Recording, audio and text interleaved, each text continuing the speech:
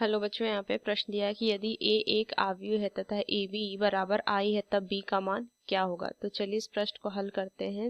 तो अगर मैं इस प्रश्न में मुख्य अवधारणा लिखूं तो देखिए क्या होगा। यहाँ से मुझे पता है कि ए गुना ए का प्रतिलोम बराबर आई होता है। इसको इस तरीके से भी लिख सकते हैं, ए का प्रतिलोम गुना आई, ये पता है। तो चलिए इस प्रश्न को बस हल करते हैं। b बराबर आई दिया हुआ है। अब दोनों तरफ इसको अगर मैं ए इनवर्स से ए का प्रतिलोम से गुना कर दूं तो क्या आ जाएगा मान। देखिए इसका मान तो आई हो जाएगा, लिख सकते हैं, इधर भी लिख लेंगे ए का प्रतिलोम। तो यह हो जाएगा क्या, आई बी बराबर यहाँ से क्या हो जाएगा ए का प्रतिलोम। तो b बराबर क्या लिख सकते हैं, a का प्रतिलोम, ये लिख सकते हैं, ये आया यहाँ से। अब देखिए a का प्रतिलोम बराबर क्या होता है, एडजॉइंट ऑफ a बटा में a का सारणिक मान, ये होता है। तो सबसे पहले अगर मैं सारणिक मान ज्ञात कर लूं तो क्या हो जाएगा। देखिए यहाँ से लिखेंगे इसको, एक जोड़ में tan स्क्वायर थीटा बटा 2। तो यहाँ से सारणिक मान क्या हो जाएगा, इसको लिख सकते हैं एक जोड़ tan square theta sec square theta, तो सेक स्क्वायर थीटा बाई 2, ये लिख सकते हैं। अब अगर मैं एडजॉइंट ऑफ ए ज्ञात करूँ, देखिए ये 2/2 का वर्ग आव्यूह है।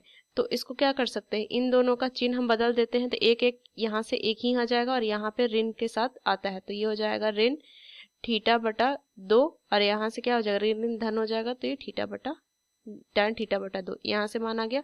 अब देखिए यहाँ से मैं लिख सकती हूँ क्या कि एडजॉइंट ऑफ ए इसको अगर मैं, तो यहाँ से क्या हो जाएगा, ए का प्रतिलोम बराबर यहाँ से लिख सकती हूँ 1 में सेक स्क्वायर थीटा बटा 2, और यहाँ से क्या हो जाएगा एक एक और ऋण में थीटा बटा tan थीटा बटा 2, और यहाँ से tan थीटा बटा 2, ये मान आ जाएगा।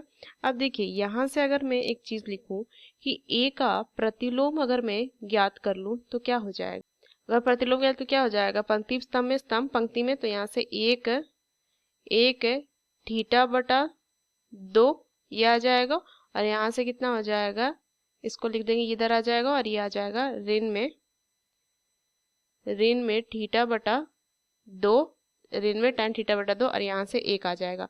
तो देखिए इसको मैं क्या लिख सकती हूँ, ये मान क्या हो जाएगा, ये इसके बराबर है, ये मैं कह सकती हूँ ये इसके बराबर मान आ रहा है। हल करूँ तो a का प्रतिलोम बराबर, ये किसके बराबर था, b के बराबर, तो b बराबर a का प्रतिलोम बराबर ये कितना हो जाएगा, 1 cos स्क्वायर थीटा, तो ये हो जाएगा सेक स्क्वायर थीटा था ना, तो ये हो जाएगा cos स्क्वायर थीटा बटा 2। और देखिए ये गुना में जो ये मान है इसको हम क्या लिख सकते हैं, a का प्रतिलोम लिख सकती हूँ, तो ये हो जाएगा a का प्रतिलोम। तो ये इसका उत्तर आ जाएगा, ये इसका उत्तर आ जाएगा। तो कौन सा विकल्प है, देखिए ये बी विकल्प इसका सही उत्तर। तो इस मुख्य अवधारणा का इस्तेमाल करके मैंने इस प्रश्न को हल किया। आशा करते हैं प्रश्न आपको समझ में आया। धन्यवाद।